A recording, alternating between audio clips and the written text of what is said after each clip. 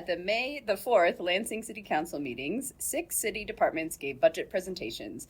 The 54A District Court, the Mayor's Office, Downtown Lansing Inc., Human Resources, Finance, and Treasury. It was 90 degrees in the room, which may have served to dampen some of the council members' questions. The public comment focused on begging council to stop sending police to sweep unhoused people out of places they congregate in the city. As a disclaimer, there is some discussion of gun violence in this episode.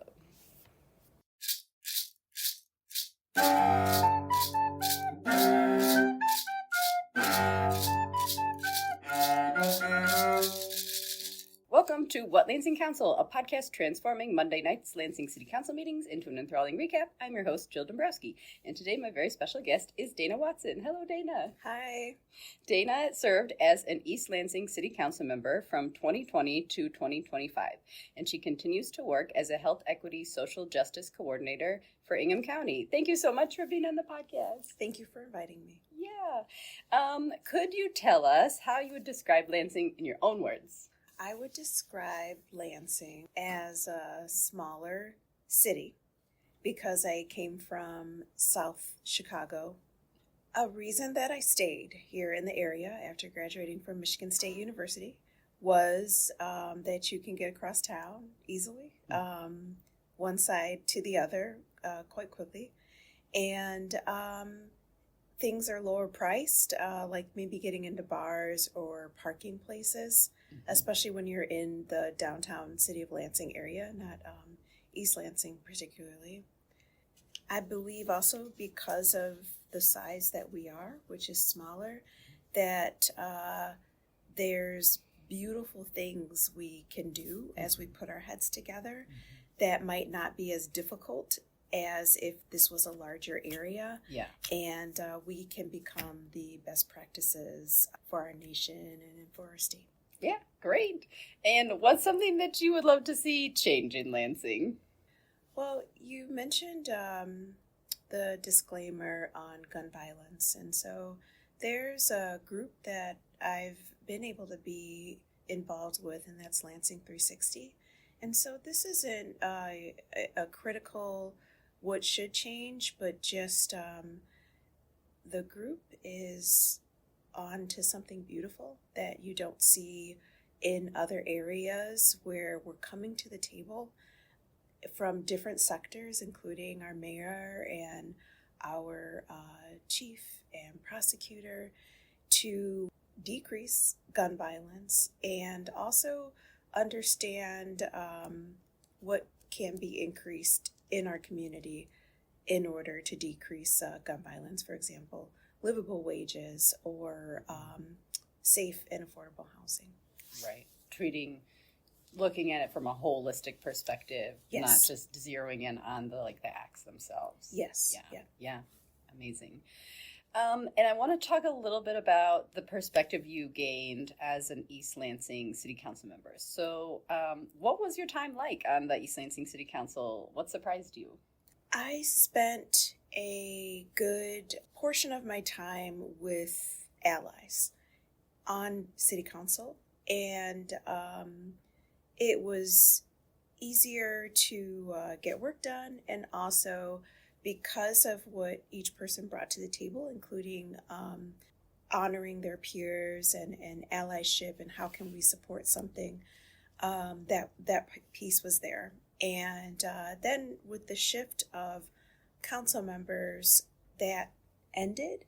And so I understood my assignment differently, where I had like-minded folks and folks that respectfully made space for each other, to understanding that I might not get the votes that I need for what I'm looking for, what I'm hearing the community wants, but being able to say something and use my position for those purposes became a value to me. Great. What do you think are the challenges that Lansing and East Lansing share, and what are some challenges that you think are more unique to each city? I was listening to some of the comments on like what's going on downtown Lansing with the change in work from home and how that impacts things. Mm-hmm. And so then I think about also City of East Lansing and how sometimes the successful businesses look the same and perhaps cater to the same. Mm-hmm. And so both of us in that dilemma of how do we move forward to find our new audience, possibly maintain differently with the folks that we want to keep. I'll uplift the youth. Youth, when I was young, growing up in Lansing, as in young in my 20s, even before I was able to reach 21 and did not have a fake ID, we had spots that we could hang out in. And that's really diminished for the young people. And, appreciations to, I remember there was an effort to get the lights on at a certain area, and even that was a struggle. But then there's the parts where being able to provide safe places and fun places for our youth. And then another thing is East Lansing and Lansing, something I like to bring up often is East Lansing cannot exist in a bubble. Even though we want to blame who's coming into the community in a way that we don't blame parents and alumni, yes, for coming into the city. Yeah. But we're very intertwined. And so one of my favorite conversations regarding this was something that Councilmember Meadows, who's still serving, was aware of, and that is like a trolley that brings people from City of Lansing into downtown Lansing as well. Like there's cool spots in Lansing as well. Yeah. And so and then I want to say the unique parts when I think about East Lansing is the struggle for diversity amongst personnel to balance out hearing your constituents and who's coming to talk to you. And when I look at City of Lansing and how they handle things and who's in spaces and who's not, I don't see that as that similarity that East Lansing has. Like East Lansing is doing a better job of bringing unique perspectives together? No, a worse job. Because like I listened how City of Lansing had the public comment where you could announce things and that lets folks know that they care. They will let them go ahead and talk about this, or how you mentioned the different types of conversations that are being had. And I've seen some of the Lansing council members in space as we're taking those deep dives into things, like I said, like gun violence. But that presence of elected officials in East Lansing, sadly, isn't there. That's too bad. Yeah. It is. What is, you mentioned MSU a bit about like the students coming in, and what's the relationship like between the government of East Lansing and Michigan State University? This is a tough question today, like in this moment. Okay. Because we are dealing with footage that hasn't been released of a Michigan State student who was shot enough times that he died by the police. 17 times, I think, was reported. Yes. Yeah. And a lot of people in this moment have talked about the silence of Michigan State University, as well as I was just reading a disclosure of what I think it was corrections employees are being paid. And our East Lansing police have managed to exist outside of that transparency, where a news outlet, newspaper, East Lansing Info, reported that there are these who were the highest paid people, and some or a few of them were on ELPD, but because of how they've been able to really maintain the blue wall, we couldn't get access to that information, and that's strange to me for public government. Yeah, because city council, you would think, oversees all of the government agencies, including the police. Yes. Yeah. And why did you decide not to run again as a council person? So sometimes it's time to open the door for new energy. Sure. And it was that time. Mm-hmm. What I love about finding my grounding again is, and different grounding, because I don't have to show up to meetings. I don't have to study and have background on things, and that's a big part of, my life. Yeah. I can choose more what I'm doing with my life, and I remain an activist for my community, so I can go deeper in different areas as I haven't been able to because of my commitment as a council person. Yeah. You can focus really on the issues that you care about and not just whatever issue is coming up. Yeah. Yes. Yeah. That is very fair. Awesome. Well, thank you. Thanks for sharing that.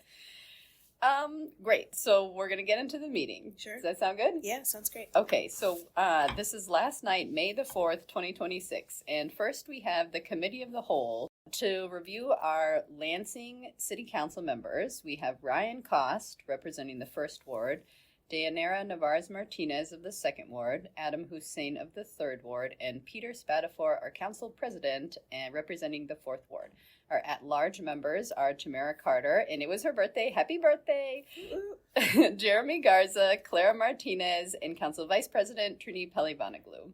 Also present at the Committee of the Whole, we have Greg Venker, the City Attorney, Sherry Boak, the Recording Secretary, and Mark Lawrence, the Mayor's Chief of Staff. So we have 6 budget presentations, and I'll go through a little bit of things that I found interesting from each of these. Sure.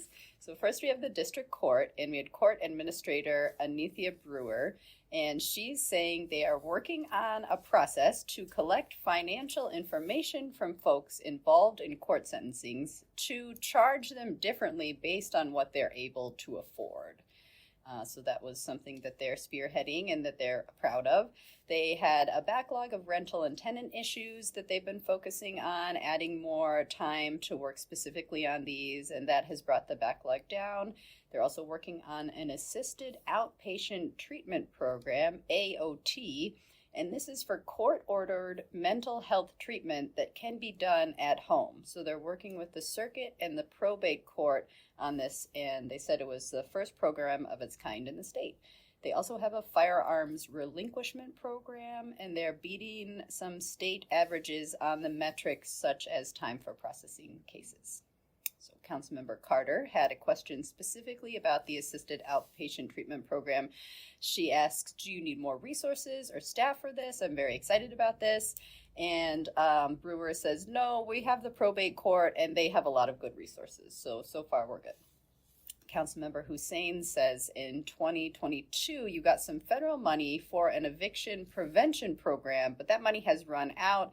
I remember you had a lot of success with that. How can we keep this going? And Brewer is like, yeah, we did have an extra person on staff doing one-on-one financial advising for folks, and that was really great. We would love to get back to this, but it's not in our budget request. And Navarez Martinez is like, yeah, why isn't it in your budget request? And Brewer is like, I don't have a good answer for that. Maybe just didn't think about it. So that was the district courts. And does East Lansing have its own district court, or are you also part of the 54A? Yes, we have our own. Okay. What was your interaction with the court as a council person? There was good and actual intention to respect their ability to operate separately with and without influence from city council members. Okay. And I will also uplift, there's an expungement clinic coming, and expungement clinics is opportunities for people to have something that's on their records. Removed? Yes. Okay. Yeah. And so that's cool to see that is still being offered here and there. Yeah. And I want to say, so during my time, we hired a new law firm, including a new prosecutor. And some of the complaints from council, which I don't think were valid, is that we didn't hear from our city prosecutor. Well, when the new city prosecutor came, we didn't hear from the city prosecutor. Kind of similar that we don't hear from our lobbyist, but that's outside of the courts. So I'm a TikToker. Okay. The students are vocal, and young people are vocal on TikTok. So we are ticketing kids for parking incorrectly, according to the PACE officer. Sometimes they're coming into court to battle it. And my whole thing is seeing the pattern of what's going on. For example, I had asked at one point are we targeting certain neighborhoods? How is this going with the parking? Because we decided to increase our revenue, we should hire more PACE officers. And so then it's just like, well, are they treating community correctly? And are they doing some things wrong? Over ticketing, and laws and rules are different. And it's hard to get that pattern. And so my whole point is being able to get that feedback from the courts. What tickets are being issued? Is it equitable? What's happening? It becomes too individualized when one person shows up and no one's capturing that pattern. The bigger picture. On what's happening. But yes. Yeah, that's tricky too, because, you change something and the impact might be, years down the road of, can we see a change from this? So just to keep an eye on following up on changes that are made. And is PACE officer a parking enforcement specific police officer? Okay. Yes. Yeah. Okay. Yeah, parking enforcement. Great. Okay. So next in the budget, we have the mayor's office, and we have Mark Lawrence, the mayor's chief of staff, talking about how involved in the community the mayor's office is. They've been to over 200 events in 2025. They've had over 2 million Facebook page views, and they're also working on their 3 new big shiny construction projects, those being City Hall, the Public Safety Complex, and the Ovation Entertainment Center. Public media also gives a presentation as part of the mayor's office. They're talking about how engaged they are with the community. They have high school, like City of Lansing High School and Lansing Community College partnerships, as well as homeschool curriculum that they help out with. They've been increasing their rental equipment passing out. Cost says, what are we getting out of our, quote, sister city programs? He's asking this to the mayor's office. And the answer is, well, there's cultural exchange for high school kids to go visit our sister cities. It's connecting Lansing to areas around the world. And then Garza, Cost, and Spatafor have kind of an argument about this property maintenance line item that has been added to all departments. So this is like a new thing this year in the budget. Instead of property maintenance just being lumped into city public service, it's now distributed out to each department. So each department has to pay their own thing for property maintenance. And it's like, what are the pros and cons of that? Why are we doing this? And Chief Strategy Officer Jake Brower is talking about how we're able to accumulate some money for maintenance costs to save up for things, to be a little more proactive. So it's not like, oh no, this thing broke, we have no money, we need to reallocate stuff. It's like, no, now we're going to have some money saved for property maintenance.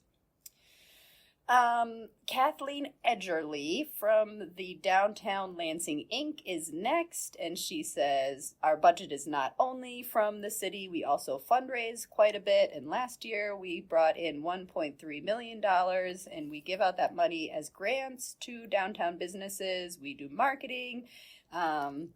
Some efficiencies we have as we partner with Rio Town and Old Town Commercial Association first, like some bulk purchasing and like doing some services together.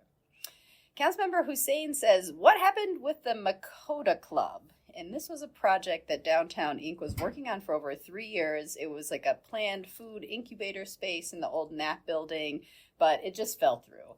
And Edgerly is like, well, there were rising construction costs and we weren't able to secure enough private funding for this. So that's not happening. Carter is like, well, what happened to the businesses that were planning to go in there? And Edgerly is like, well, some of them are going to the Shuffle, the Lansing Shuffle, which is a kind of a similar space, and they're going to other spots. So we didn't have any, quote, contracts with them. So we're not like breaking any promises we made. Councilmember Hussein says, what's going on with the state government relationship? I know with the work from home, a lot of state buildings, offices are just not being used and they're just sitting around empty. Edgerly is like, yeah, agreed. The downtown needs to diversify. We need to add residential living space and build up along the riverfront. And we're just not getting a lot of clarity from the state on, what they're doing or what's happening. So, yeah, it's tough times there. Next, we have Human Resources with Elizabeth O'Leary. She is the director there, and she gets my Best Dressed Award. She was wearing a very stunning dress that had kind of lilac and bluebell patterned paisley swooshes over a black and maroon background and some subtly puffed sleeves. O'Leary's talking about how the Human Resources is streamlining their online systems. They have a software called Laserfiche that they're working with. They're doing some standardized annual trainings for employees and managers. So that's all good. The finance department, we have Crystal Thomas, the director, and Charles Randall, the controller. They're talking about how they've got some state awards for best municipal purchasing and best financial reporting. So great for them. They're working on more timely bank reconciliations and getting processes tied to an employee's role instead of an employee's name. So then when there's a changeover in that role, they don't have to change all their permissions or whatever. Mm-hmm. So some improvements there. And kind of big news from finance is the city is moving banks. And they wouldn't say which bank they are moving to deter the, quote, fraudsters. But they have 28 bank accounts that they actively manage and then 30 more bank accounts that they do the accounting for. So, that's been a lot of just probably annoying work for everyone. Pelle Vonneglue asks, why are we moving banks? And they're like, well, this process started before my time, so I can't really say, but services, I guess. What? Yeah. Oh. Yes. Next, we have Treasury Department, and the head of that is Christopher Wright, and he's relatively new, so I think this was his first budget presentation. Mm-hmm. But he did a great job. He talked about how our City of Lansing property and income tax is outpacing inflation by 2% last year, so we're getting more money than just an inflationary increase, so that's good. And their department got a new large scanner that is called the Falcon Red Scanner. And I looked this up online. It's a very crazy looking piece of equipment. This is the closest thing there was to a Star Wars reference during this meeting. So yeah. It looked like some sort of rebel ship with a bunch of bits hanging off of it. But Wright was very excited about this. They can scan checks. Bless you. It's a bunch of other capabilities they can do with this scanner. So it's all happening for this scanner. So that was it for the budget presentations. And there will be 2 more budget meetings. There'll be some discussion next week. And then the following week will be a vote by council to approve the mayor's budget. Mm-hmm. Mm-hmm. On your time, did you make any budget suggestions?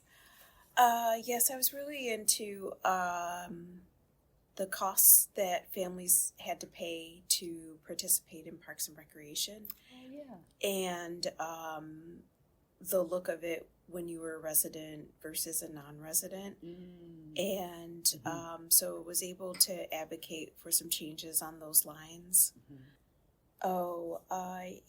Public safety is a large portion of City of East Lansing's budget. Mm-hmm.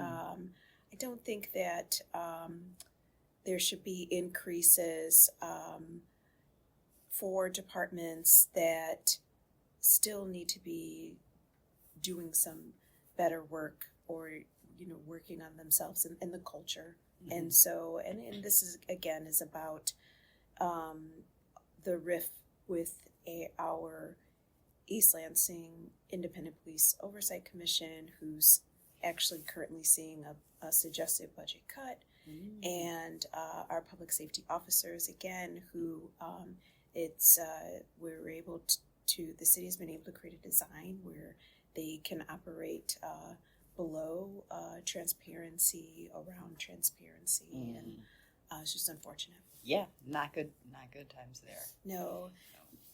Okay, so I'm going to talk about the public comments at the meeting. All right, great. So we had a bunch of public comments related to encampment sweeps in the city of Lansing. And that's where people are living in public spaces or private spaces, and then the police come through and they kick everybody out. And so people are saying, when this happens, you're taking everything from people who already have nothing. You're making it harder for other people to provide services and care to those folks, and by doing that, you're increasing the spread of bloodborne diseases, specifically like hepatitis C and AIDS.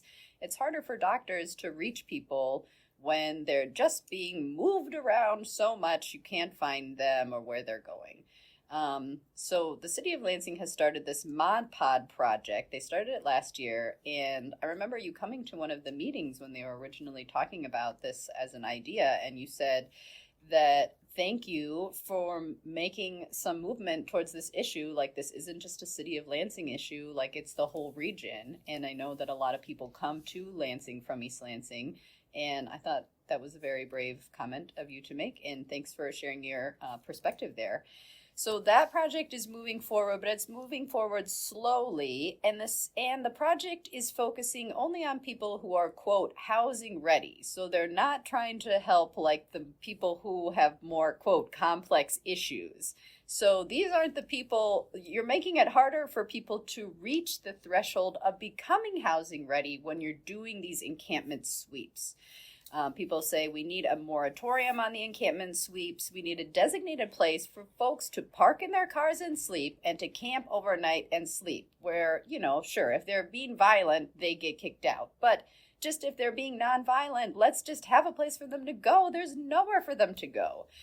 Someone says in the last month, over 100 people have been swept in Lansing. And someone else says, with the Diedrich Park situation, so this was a long-standing sort of event that happened where a bunch of people were living in this one park. Over 60 people were living in this one place.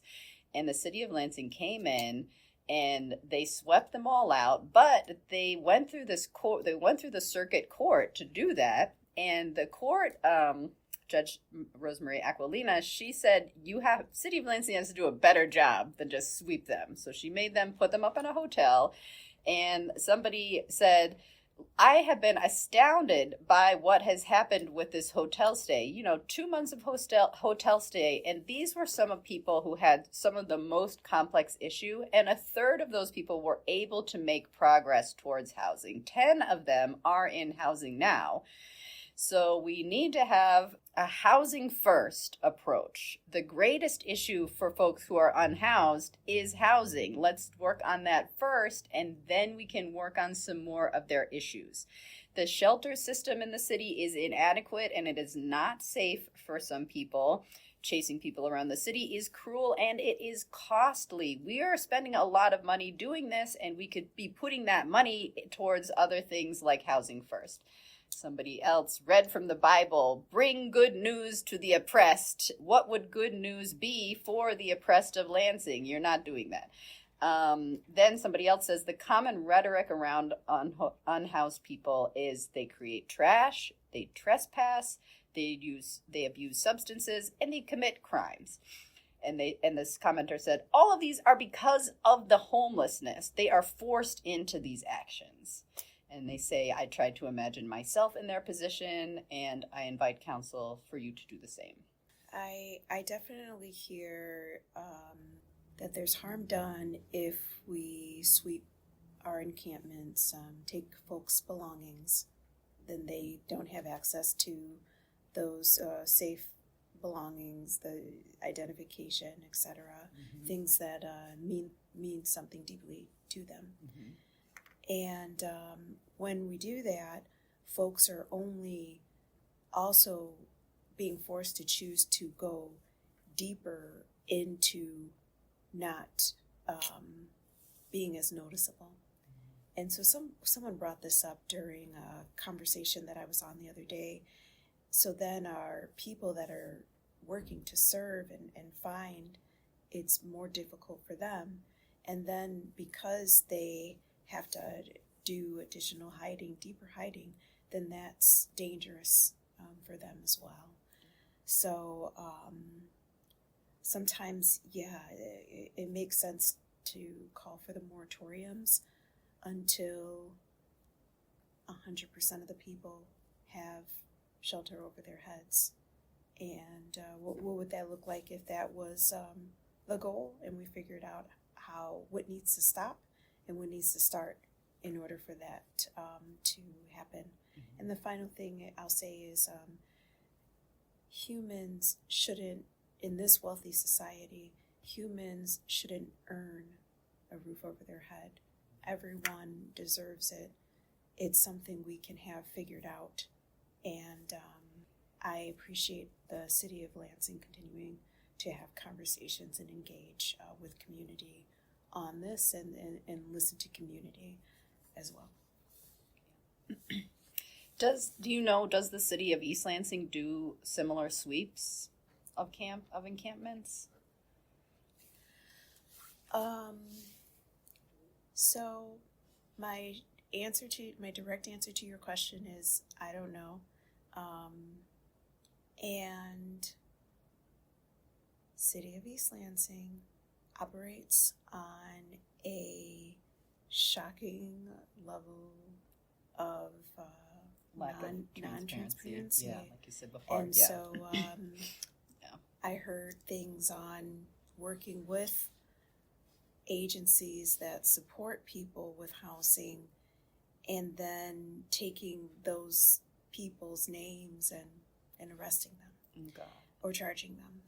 And yikes.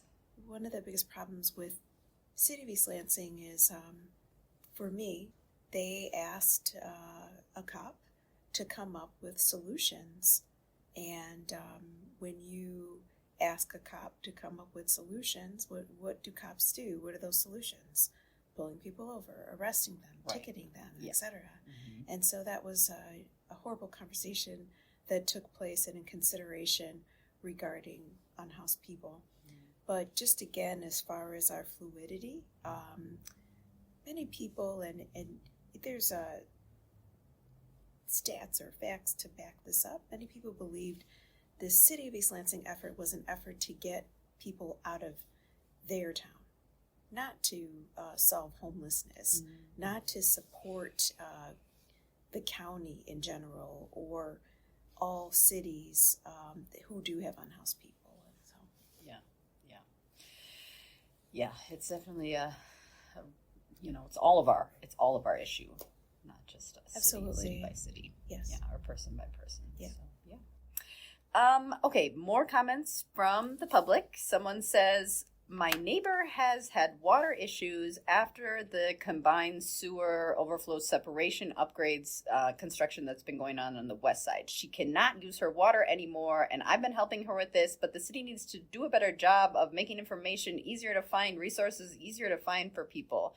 And then she's talking about a specific budget item, $300,000 for a gun violence reduction program. She says we need to be focusing more on speeding. And then she lists the numbers of vehicle-related deaths in Michigan versus gun deaths. But actually, I think she might have listed like crash data. So when I looked this up, the vehicle deaths were around 1,000 versus 1,300 for gun deaths, specifically in Michigan in 2024. But when I looked into like crashes in general, it was like 300,000 versus gun violence incidents in general. That was closer to 5,000. So both big issues, but she's saying we should also be focusing on the cars. Those are a problem as well as the guns.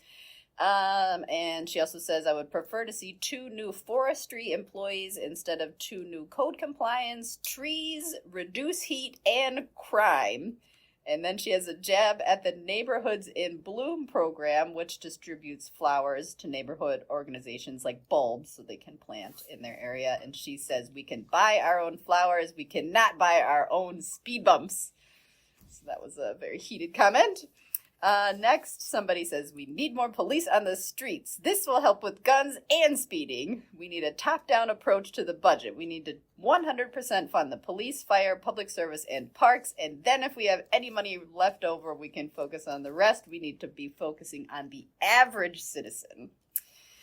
Somebody else says, Lansing is covered in trash. These homeless folks are throwing trash everywhere. The city councilors should all be out there literally picking up the litter. Also, the sidewalks are in terrible condition. Next, someone says, I'm a mother with an adult son who uses CADA's Spectran service. And Spectran is CADA's Americans with Disability Act complementary paratransit service for people unable to use CADA's fixed route system. She's saying this service is not reliable. The only thing reliable about it is that it's always late. Like I've been waiting with people for like 40 minutes and this is not this needs to change. And then we have a retired professor from MSU there. He has a very heavy accent, and he's there accusing the police for discriminating against him because of his age and his accent. Some things were stolen from his garage, and he has had problems with his neighbor and their shared driveway, and the police is disrespecting him. Those were the public comments. Councilmember Navarez-Martinez, then I'll just talk about a little bit of other just city council related things that happened, of which there weren't much, but Councilmember Navarez-Martinez gave a remembrance for Isaiah Christopher Kirby, who was the MSU student studying zoology. He worked part-time at the Potter Park Zoo, who was shot by the East Lansing police. And while this whole meeting was going on, there was a law enforcement memorial celebration going on at the Capitol. There was singing, there was cannon firing, so that was some irony there. Councilmember Navarez-Martinez also says the businesses are open along Mount Hope in Pennsylvania amidst the road construction. There's a $2.7 million community development block grant application that gets approved, and this is submitted by the Planning and Zoning Department to the Federal Housing and Urban Development HUD Department. So they've approved the submittal of that. There are 19 board reappointments for the various citizen boards. The clerk, Chris Swope, is there for the regular meeting, and he talks about how the election day is tomorrow, but today is today for the intermediate school district's $1 billion special education bond proposal. So you can vote for that. Today's the day. The mayor is there at the regular meeting as well. He says that the city now has an online resource page for immigrants specifically. Thank you to Pelivanoglu, council person, for getting this going. Other cities have this, and so we thought we should too.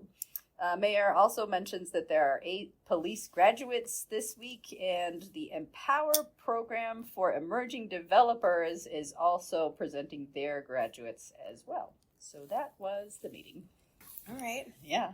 I'll have to check out the webpage for immigrants and spread the word on that. Yeah.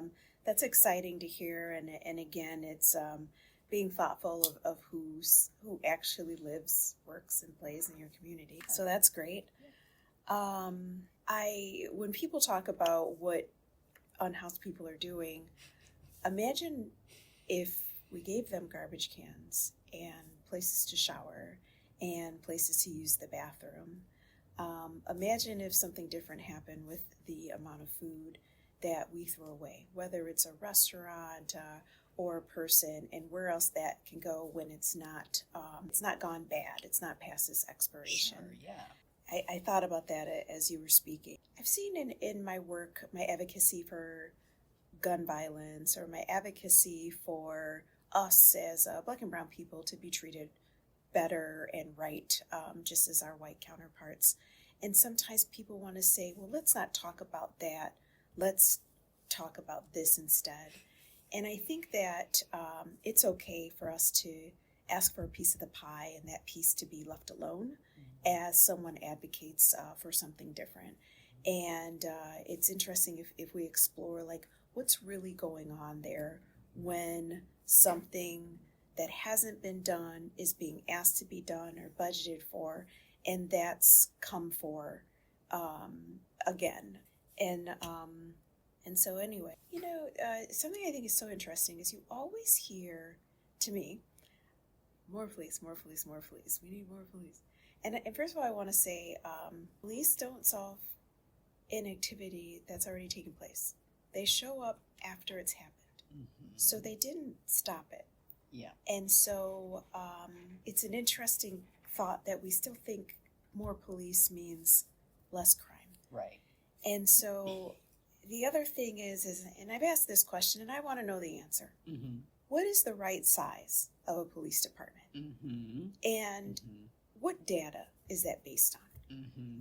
We typically have to have these rationales for why we want increases, why we think decreases should happen. Mm-hmm. And we've got enough people that are pro law and order that we get away with, we should increase police.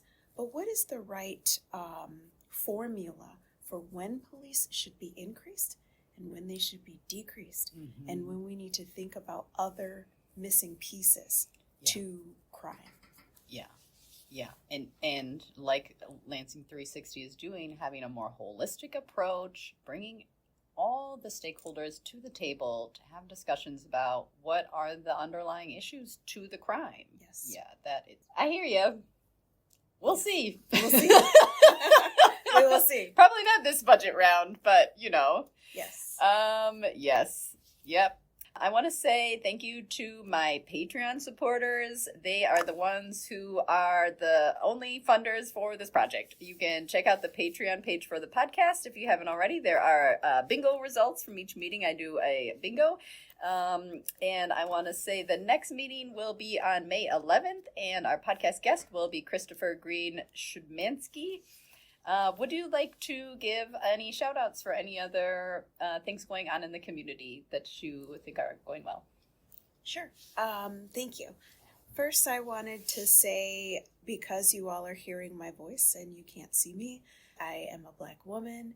And I want to plug that part of my shift in work has been to establish a Greater Lansing Working Families Party.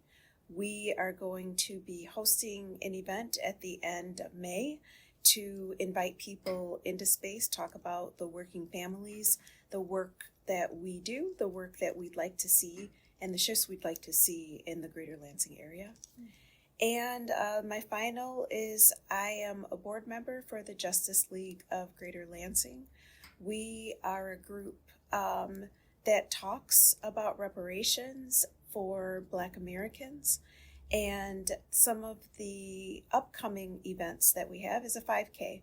So if you'd like to join us for a 5K, be on our team, run, walk, or roll, that would be fantastic, and we'll just have a great time and get to know people and more organization. Awesome. Thank you so much, Dana. Thank you very much. Really appreciate it.